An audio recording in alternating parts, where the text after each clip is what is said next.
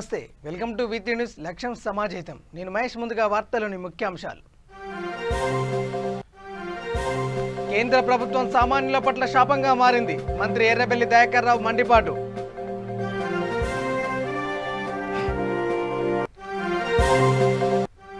Steel plant పరిరక్షణ ఉద్యమం చేపట్టిన వైసీపీ ఎంపీ. పోరాట యాత్ర పేరుతో పాదయాత్రకు విజయసాయిరెడ్డి పిలుపు.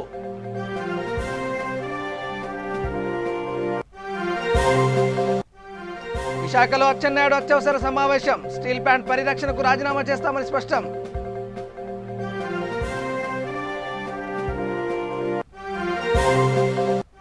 పెద్ద సంఖ్యలో పార్టీ సభ్యత్వాన్ని నమోదు చేస్తాం.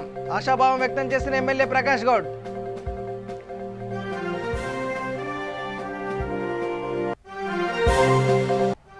ప్రకాశం జిల్లాలో 3వ దశ పోరుకు సర్వం సిద్ధం. ఎన్నికల ఏర్పాట్లపై కలెక్టర్ పోలా భాస్కర్ సమీక్ష.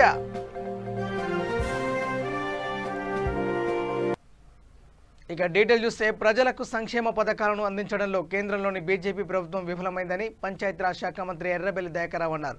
జనగామ జిల్లాలో జరిగిన విస్తృత స్థాయి సమావేశంలో ఆయన ముఖ్య అతిథిగా పాల్గొన్నారు. కేంద్ర ప్రభుత్వం అవలంబిస్తున్న మొండి వైఖరి విధానాల వల్ల రైతులు, చిరు వ్యాపారులు, సామాన్య ప్రజలు తీవ్ర ఇబ్బందులు పడుతున్నారని మంత్రి ధ్వజమెత్తారు. రైతు వ్యతిరేక చట్టాలు, పెరిగిన పెట్రోల్, డీజిల్, గ్యాస్ ధరలతో సామాన్యులు ఇబ్బంది పడుతున్నారని ఆవేదన వ్యక్తం చేశారు.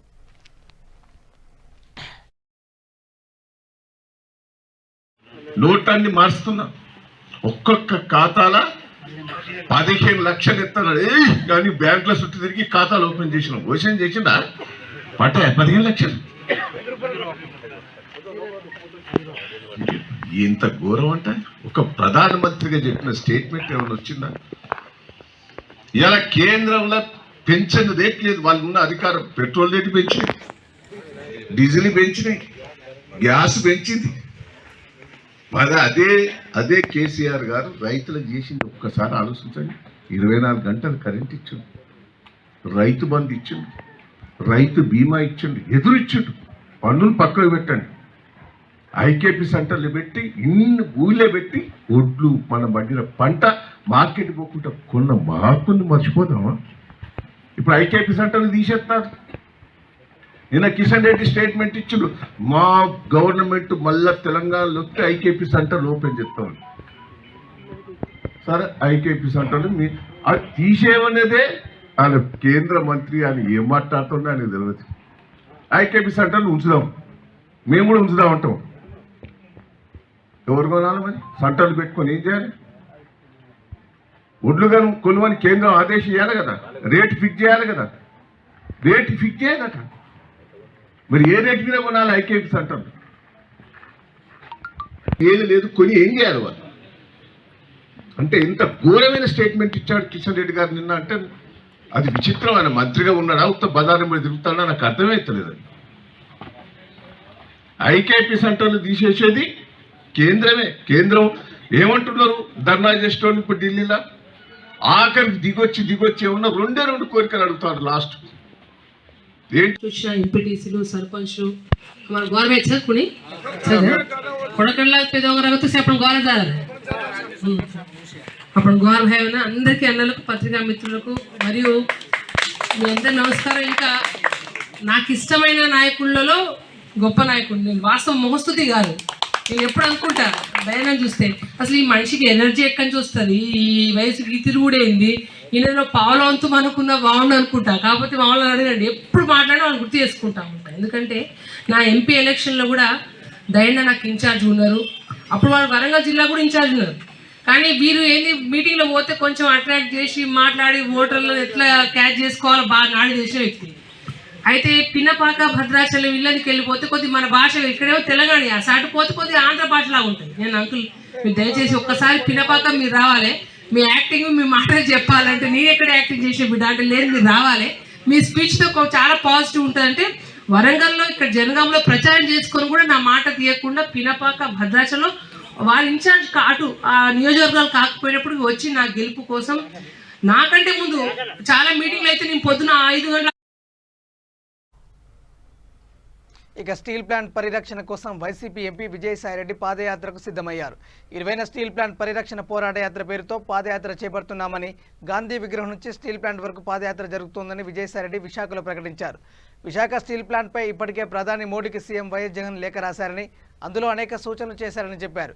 గనులు కూడా కేటాయించాలని ప్రధానిని కోరారని తెలిపారు. సుమారు 25 కిలోమీటర్ల వరకు పాదయాత్ర జరుగుతుందన్నారు. 13 పార్టీల నేతలతో అఖిలపక్ష సమావేశం ఏర్పాటు చేశామని, అఖిలపక్ష సమావేశానికి టీడీపీ నేతలు పిలిచినా రాలేదని ఎంపీ విజయసాయిరెడ్డి చెప్పారు. కలిసి వచ్చే వాళ్ళనే మేము తప్పనిసరిగా మాతో పాటు తీసుకెళ్తామని చెప్పడం కూడా జరుగుతుంది. దానిలో భాగంగా అఖిలపక్షం నాయకులను కూడా మీకు కలవడం జరిగింది. వారితో కలిసి మరి 2 గేటు మీటింగ్లు కూడా పాల్గొనడం జరిగింది. మరి వారు రిలే నిహార దీక్షలో కూర్చుంటే కూడా ఆ రోజున వెళ్ళి ఆ దీక్షలు కూడా ప్రారంభించడం జరిగింది. అదే కాకుండా వారితో ఒక 3 మీటింగ్లు ఏర్పాటు చేసి ఈ స్టీల్ ప్లాంట్ని ప్రైవేటీకరణ కాకుండా కాపాడాలంటే ఏం చేయాలి, దానికి కార్యాచరణ ఏంటి అని వారు అడిగినప్పుడు ఆ 13 సంఘాల నాయకులు వచ్చారు. వారందరి అభిప్రాయాలు కూడా తీసుకోవడం జరిగింది. వారు ముఖ్యంగా 3 కోరికలు చెప్పారు. ఒకటి, రాష్ట్ర ముఖ్యమంత్రి గౌరవనీయులు వైఎస్ జగన్మోహన్ గారిని కల్పించి వారితో హామీ ఇప్పించమని. రెండోది, అసెంబ్లీలో తీర్మానం చేసి దానికి కేంద్రానికి పంపించమని. మూడోది, దేశ ప్రధానమంత్రి గౌరవనీయులు శ్రీ నరేంద్ర మోడీ గారిని కల్పించమని.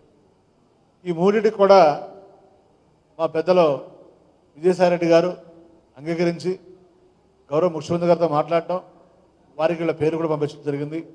త్వరలోనే వాళ్ళని కల్పించడం కూడా జరుగుతుంది. ముఖ్యమంత్రి గారిని కలిసిన మీదట వీళ్ళ యొక్క కోరికలు ఏమన్నాయో అవన్నిటికీ నేరుగా గౌరవ ముఖ్యమంత్రి గారే వాళ్ళకి సంతృప్తికరమైన రీతిలో సమాధానం చెప్పడం జరుగుతుంది. అలాగే గారి అపాయింట్మెంట్ కోరడం జరుగుతుంది. తప్పకుండా ప్రధానమంత్రి గారు అపాయింట్మెంట్ ఇస్తారని మేము భావిస్తూ ఉన్నాం. స్టీల్ ప్లాంట్ ప్రైవేటీకరణ జరగకుండా ఉంటుందో ఆ కార్యక్రమాలన్నింటినీ కూడా చేయడం జరుగుతుంది. దాంట్లో భాగంగానే 20వ తారీఖు ఉదయం 8:30 నుంచి జీవీఎంసీ ఎదుట ఉన్నటువంటి గాంధీ విగ్రహం దగ్గర నుంచి అన్ని నియోజకవర్గాలు కవర్ చేసుకుంటూ పరిరక్షణ పోరాట యాత్ర, స్టీల్ ప్లాంట్ పరిరక్షణ పోరాట యాత్రగా దీన్ని మేము భావిస్తూ దాన్ని నామకరణ చేసుకుని అన్ని నియోజకవర్గాలు కవర్ చేసుకుంటూ ఇంచుమించుగా 23 నుంచి 25 కిలోమీటర్లు మేము నడుచుకుంటూ వెళ్ళి అక్కడ సమావేశం, స్టీల్ ప్లాంట్ ఎదుటగా సమావేశమై మా యొక్క ప్రొటెస్ట్ అన్నటువంటి దాన్ని, వైఎస్ఆర్ కాంగ్రెస్ పార్టీ ప్రొటెస్ట్ చేస్తూ ఉంది ప్రైవేటీకరణకు వ్యతిరేకంగా అన్నదాన్ని ఇక్కడ నుంచి విశాఖపట్నం నుంచి ఢిల్లీకి వినబడే రకంగా మేము విశాఖలో టీడీపీ నేతలతో అచ్చెన్నాయుడు అత్యవసర సమావేశం నిర్వహించారు. ఈ సమావేశానికి గంటా శ్రీనివాసరావు, అయ్యన్న పాత్రుడు, బండారు సత్యనారాయణ, చినరాజప్ప హాజరయ్యారు. క్షీణిస్తున్న పల్లా శ్రీనివాస్ ఆరోగ్యం, భవిష్యత్తు కార్యాచరణపై చర్చించారు. విశాఖ ఉక్కుపై జగన్ ఎందుకు మాట్లాడడం లేదని ప్రశ్నించారు. రాజీనామాలకు తాము సిద్ధమని అచ్చెన్నాయుడు స్పష్టం చేశారు. స్టీల్ ప్లాంట్ ప్రైవేటీకరణ చేస్తుంటే కనీసం రాష్ట్ర ప్రభుత్వం స్పందించలేదని, సీఎం కూడా స్పందించలేదని ఆందోళన వ్యక్తం చేశారు.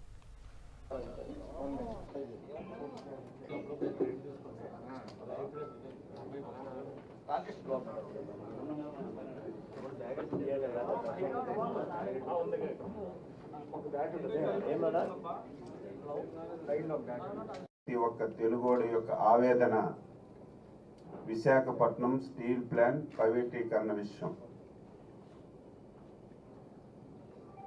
ఎప్పుడైతే కేంద్ర ప్రభుత్వం, రాష్ట్ర ప్రభుత్వం సహకారంతో, ముఖ్యంగా ముఖ్యమంత్రి జగన్మోహన్ రెడ్డి యొక్క కనుసన్నల్లో కేంద్ర ప్రభుత్వం ప్రైవేటీకరణ నిర్ణయం తీసుకున్న సంగతి మనందరికీ కూడా తెలుసు.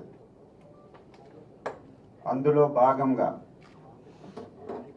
Telugu Desam party Visakhapatnam parliamentary party అధ్యక్షులు, మాజీ శాసనసభ్యులు శ్రీ పల్లా శ్రీనివాసరావు గారు ఎట్టి పరిస్థితిలో స్టీల్ ప్లాంట్ ప్రైవేటీకరణ జరగడానికి వీలు లేదు. మేము కూడా సిద్ధంగా ఉన్నాం. ఈ రోజు మేము సిద్ధంగా ఉన్నాం కదా, మీకే ఇస్తామని చెప్తున్నాం కదా, మేము సిద్ధంగా ఉన్నాం. రాజీనామా చేయడానికి పెద్ద విచిత్రం ఏం కాదు, మేము సిద్ధంగా ఉన్నాం. నువ్వు నాయకత్వం వహించు, ఆ దగ్గర తీసుకో, మేము సంతకం పెట్టిస్తాం. ఏదో ఒక వ్యక్తి వ్యవస్థ చేస్తే లేకపోతే నేను చేస్తే కాదు, అందరం చేసి ప్రజలకు మనం క్రియేట్ చేయాలి. చేయమనండి. ఎవడు పెద్ద బాధ్యత ఎవరిది? బాధ్యత ఎవరిది? మాది బాధ్యత. ప్రభుత్వంలో ఉన్న వాళ్ళ బాధ్యత. పెద్దరికం ఎవరు చేయాలి? నేను ఇప్పుడు అందరూ హక్కు నువ్వు చెప్తున్నావు, దీనికి ప్రభుత్వం బాధ్యత వహించాలా లేదా? ప్రభుత్వంలో ఉన్న వాళ్ళు ముందు చేయాలా లేదా? ఆ రోజు మేము అధికారంలో ఉన్నాం, ప్రత్యేక హోదా రాలేదు, మేము ప్రభుత్వం నుంచి బయటకు వచ్చిన వాళ్ళు మేము అలా చెప్పండి. మీరు కంటిన్యూ దానికి చేస్తున్నారు. ఆరోగ్యం అయితే బాగోలేదు, రాత్రి వామిటింగ్స్ అయ్యాయి, ఆయన బీపీ షుగరు బాగా డౌన్ అయిపోయింది, చాలా వీక్ అయిపోయాడు, 7 రోజులు అయింది. కానీ ఆయన కూడా మొండిగా ఉన్నాడు. కుటుంబ సభ్యులు చాలా ఆందోళన చెందుతున్నారు. వాళ్ళ వైఫ్ అయితే చాలా ఆందోళన, ఎందుకంటే మొన్నే కోవిడ్ నుంచి తేరుకున్నాడండి, ధైర్యంగా వెళ్ళిపోతున్నాడు. ఒక కాజు గురించి కానీ మాకైతే భయం వేస్తుందని చాలా ఆందోళన చెందుతున్నారు. అయినా సరే ఆయన నా ఒక్కడి ప్రాణం పోయినా సరే స్టీల్ ప్లాంట్ నిలబడాలనే ఉద్దేశంతో చేస్తున్నాం, అది కంటిన్యూ చేస్తాం.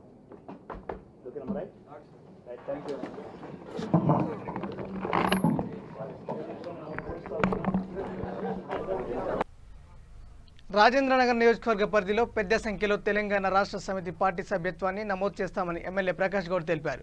మైలార్దేవిపల్లి డివిజన్ దుర్గా కన్వెన్షన్లో తెలంగాణ రాష్ట్ర సమితి సభ్యత్వ నమోదు కార్యక్రమాన్ని ఏర్పాటు చేశారు.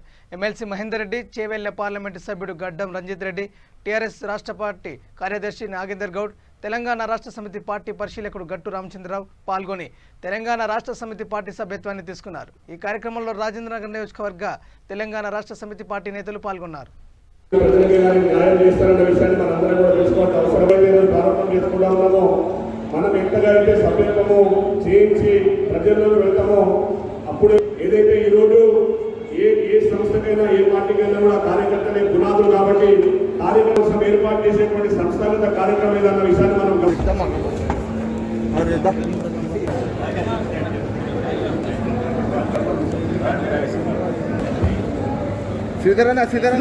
ఫోటో. జై తెలంగాణ, జై తెలంగాణ. అదేవిధంగా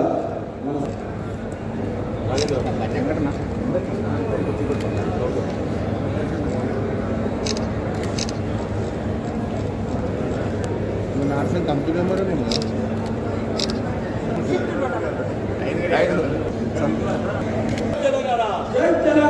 జరిగింది. ముఖ్యంగా ఈరోజంతా ఈ సభ్యత్వ కార్యక్రమం అంతా కూడా మొత్తం తెలంగాణ వ్యాప్తంగా మా ముఖ్యమంత్రి గారు చెప్పినట్టుగా ఏ విధంగా పేద ప్రజలకు సహకారం ఉంటుందో దీనంతా కూడా పేద ప్రజలకు ఏదైనా జరిగితే 2 లక్షల రూపాయలు కూడా యాక్సిడెంట్ అయితే రాబోతుందని చెప్పి మన ముఖ్యమంత్రి గారు పెట్టడం చాలా సంతోషం. బీద వాళ్ళకు కూడా ఎంతో ఇది మేలు కోరుస్తుంటుంది. అందుకని ఈరోజు ఇంత మంచి కార్యక్రమం పాల్గొన్నందుకు దీని ఇంటిపైన మేము పోయినసారి ఇంచుమించు 50,000 చేసినాం. ఈ గీత 40 లక్ష చేయాలని సభ్యత కార్యక్రమం చేయాలని ఆలోచిస్తున్నాం. ఎందుకంటే తెలంగాణలో ప్రజలందరూ కూడా ఒకటే కోరుతుంటారు. తెలంగాణ వచ్చినాక మనం చాలా సంతోషంగా ఉన్నాం. ఇలాంటి కార్యక్రమాలు చేస్తేనే మన ప్రజలకందరూ సుఖం ఉంటుందని చెప్పి మన ముఖ్యమంత్రి కోరినందుకు మేమందరం కూడా ఈరోజు దీన్ని పెద్ద ఎత్తున చేయాలని వాళ్ళ ఆలోచన జరిగింది. ముఖ్యంగా సంక్షేమ పథకాలు, అభివృద్ధి పథకాలు, ప్రతి పథకాన్ని ప్రతి కార్యకర్త తీసుకెళ్లి ప్రతి తలుపు తాకించి ప్రతి దగ్గర ప్రతి ఒక్కరిని సభ్యత్వం తీసుకోవాలని చెప్పి అందరు కంకణబద్ధులై రాబోయే 15 రోజులు ఒక పండుగ వాతావరణం ఏర్పడింది. ప్రతి అసెంబ్లీ కాన్స్టిట్యున్సీలో అందరం వెళ్ళి సభ్యత్వం 1 కోటి డెఫినెట్గా టార్గెట్ రీచ్ అవుతామని చెప్పి అందరం ప్రతిజ్ఞ పూని ముందుకు సాగుతాం. స్వచ్ఛ సర్వేక్షణలో తూర్పుగోదావరి జిల్లా కాకినాడ నగరానికి మంచి గుర్తింపు తీసుకురావడంలో ప్రజలు సహకరించాలని నగరపాలక సంస్థ కమిషనర్ స్వప్నిల్ దినకర్ కోరారు.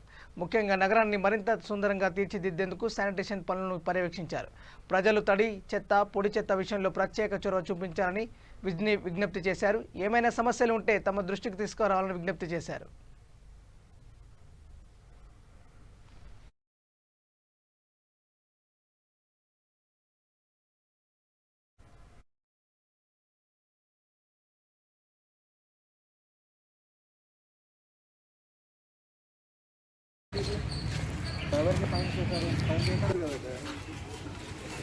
వాళ్ళు అలాగే అక్కడే ఓకే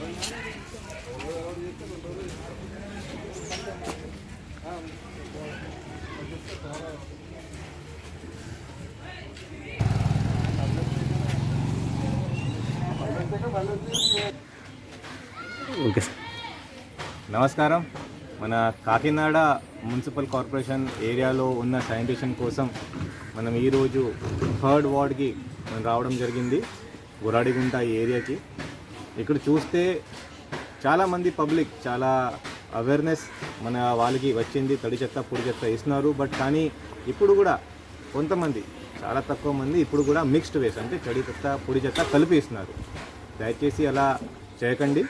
మీరు తడి చెత్త పొడి చెత్త దీనికోసం వేరే వేరే డబ్బా మీరు పెడితే, అంటే తడి చెత్తకి ఒక డబ్బా, పొడి చెత్తకి ఒక డబ్బా, ఇంకొకటి హానికరమైన వేస్ట్ కోసం ఒక సంచి, డబ్బా కూడా అవసరం లేదు, ఒక సంచి మీరు పెడితే అదే మున్సిపల్ కార్పొరేషన్ వర్కర్ మీ ఇంటికి వస్తే అప్పుడు మాత్రమే వాళ్ళకి మీరు ఇవ్వాలి. ఈరోజు మీరు చూసే ఉంటారు కొంతమంది తడి చెత్త పొడి చెత్త వేరే వేరేగా ఇవ్వకపోతే అక్కడే వాళ్ళ ఇంటి ముందుగానే మనం మళ్ళీ ఆ చెత్త వాళ్ళ ముందుగా వాళ్ళ చేతిలోనే విడివిడిగా చేసుకొని మనం తీసుకున్నాము. అలాగే ప్రాక్టీస్ టోటల్ కాకినాడ కార్పొరేషన్ ఏరియాలో ఉన్న ప్రతి ఒక్క శానిటరీ వర్కర్ చేయమని ఇన్స్ట్రక్షన్స్ ఇవ్వడం జరిగింది. కాకినాడకి ఒక స్వచ్ఛ సర్వేక్షణలో మంచి ర్యాంక్ రావాలి అంటే ఈ తడి చెత్త పొడి చెత్త అంటే సోర్స్ సెగ్రిగేషన్ చాలా చాలా అవసరం. దీనికి అందరూ కాకినాడ మున్సిపల్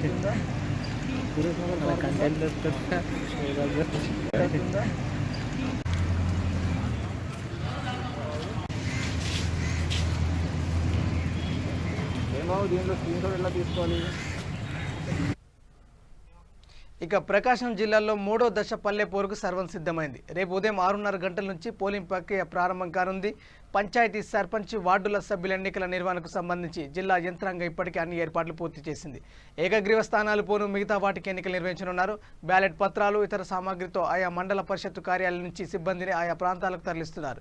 ఎన్నికల ఏర్పాట్లపై కలెక్టర్ పోలా భాస్కర్ అధికారులతో సమీక్ష సమావేశం నిర్వహించారు. 3వ దశ ఎన్నికలకు కూడా ఎక్కడ ఇబ్బందులు లేకుండా ఉండేలా చర్యలు తీసుకోవాలని సూచించారు.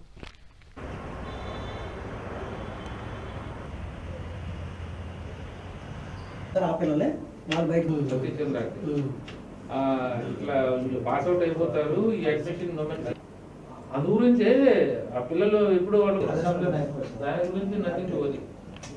ఆ బ్యాచ్ పాస్ అవుట్ అయ్యే లోపల ఆ తర్వాత మాకు యాజ్ యూజువల్ బిల్లు అసెంబ్లీలో పెట్టి పాస్ అయ్యింది 2 విషయాలు చెప్తూ ఒక డివో లెటర్ పెడదాం. దాని మీద యాక్టివ్ అని అవుతారు. ఏదైతే ఎక్స్పైర్ అయిపోయిందో అక్కడి నుంచి పాస్ అయ్యేంత వరకు మళ్ళీ వాళ్ళు ఏదో ఒక ఆర్డినెన్స్ ఫామ్లో జీవో ఇస్తారు. ఈసారి అది ఎక్స్పైర్ అవ్వకముందే అసెంబ్లీకి వెళ్తుంది కాబట్టి ఈసారి వచ్చే బడ్జెట్ సెషన్లో పెట్టిస్తారు. ఎలా ఏంటి వాటర్ సప్లై, టాయిలెట్స్, కొంత వైట్ వాష్ అదంతా ఏదైనా అవసరం గెలప్ చేసేస్తారు. ఈ అకాడమీకి ఇప్పుడు మొరాలస్ ఈ కరోనా వల్ల ఇప్పుడు స్టార్ట్ అయింది కదా.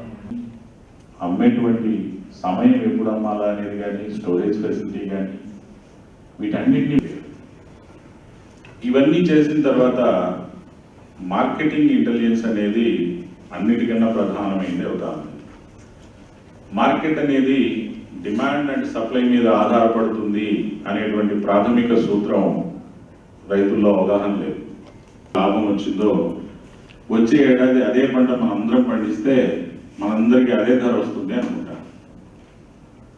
వచ్చే ఏడాది అందరూ కలిసి ధాన్యం పండించడం వల్ల డిమాండ్ సప్లై అనే సూత్రంలో చిక్కుకొని సప్లై ఎక్కువైపోయి మరింత దారుణంగా రేట్లు పడిపోతాయి.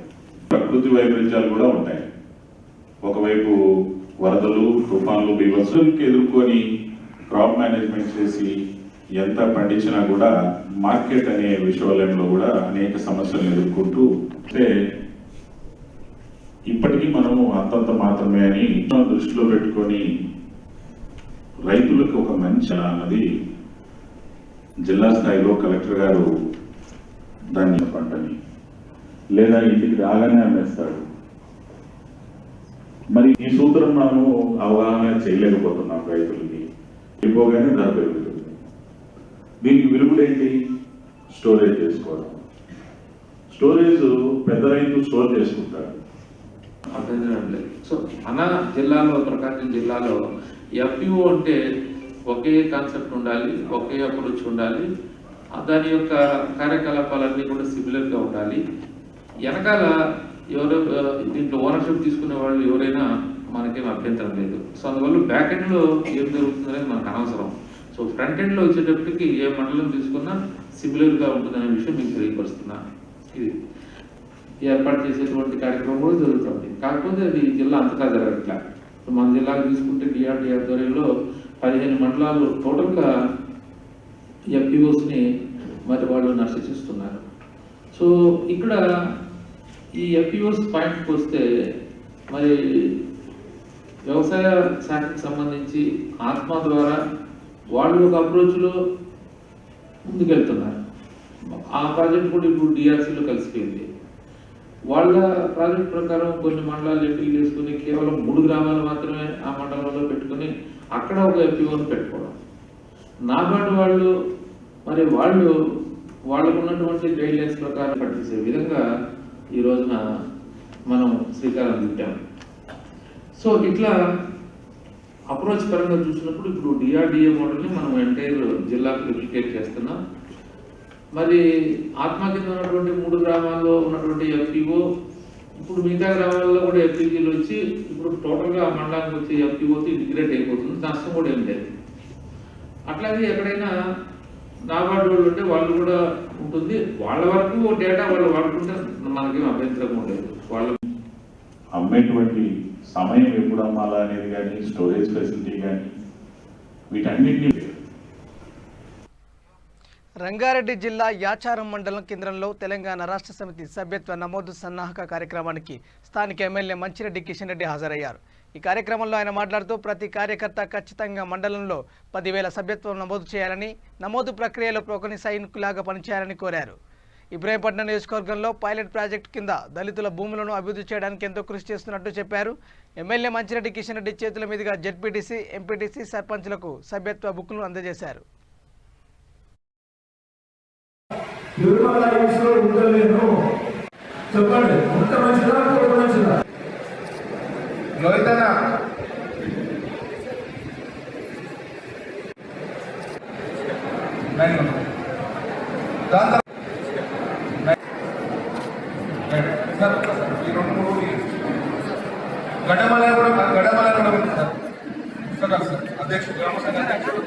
బుక్స్ ఎవరి వాళ్ళకి అప్పచెప్పడం జరుగుతుంది.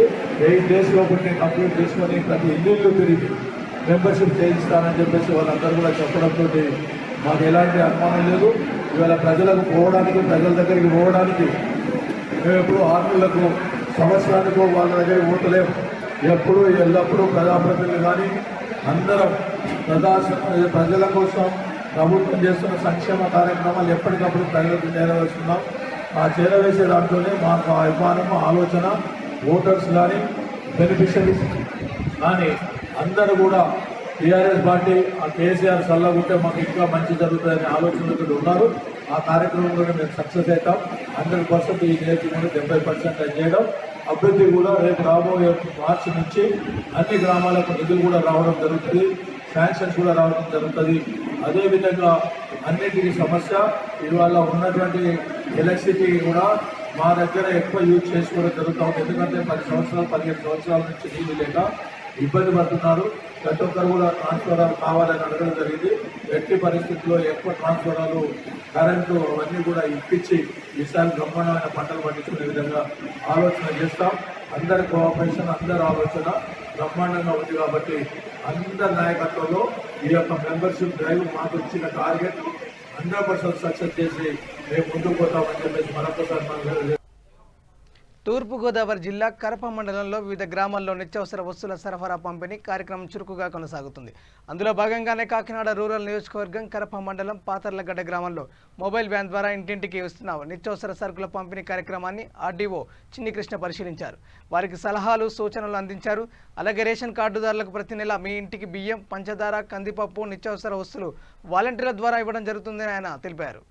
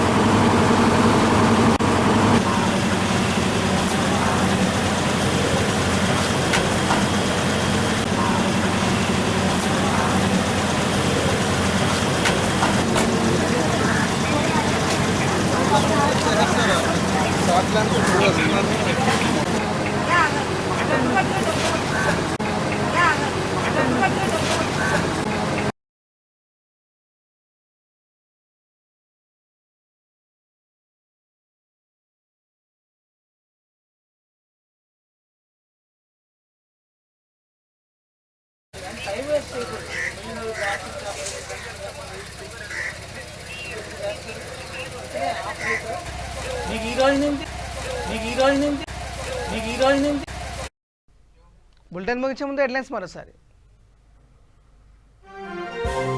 కేంద్ర ప్రభుత్వం సామాన్యుల పట్ల శాపంగా మారింది. మంత్రి ఎర్రబెల్లి దయాకర్ రావు మండిపాటు.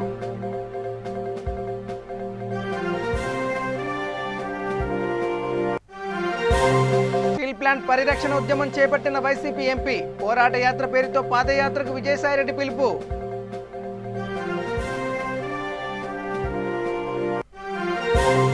విశాఖలో అచ్చెన్నాయుడు అత్యవసర సమావేశం. స్టీల్ ప్లాంట్ పరిరక్షణకు రాజీనామా చేస్తామని స్పష్టం.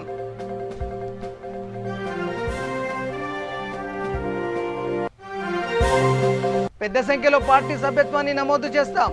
ఆశాభావం వ్యక్తం చేసిన ఎమ్మెల్యే ప్రకాష్ గౌడ్.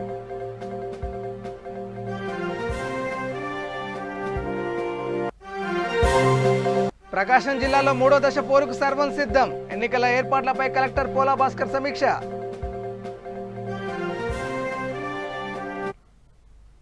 ఇవి bulletin updates. Keep watching with news. లక్ష్యం సమాజ్ హితం. నమస్కారం.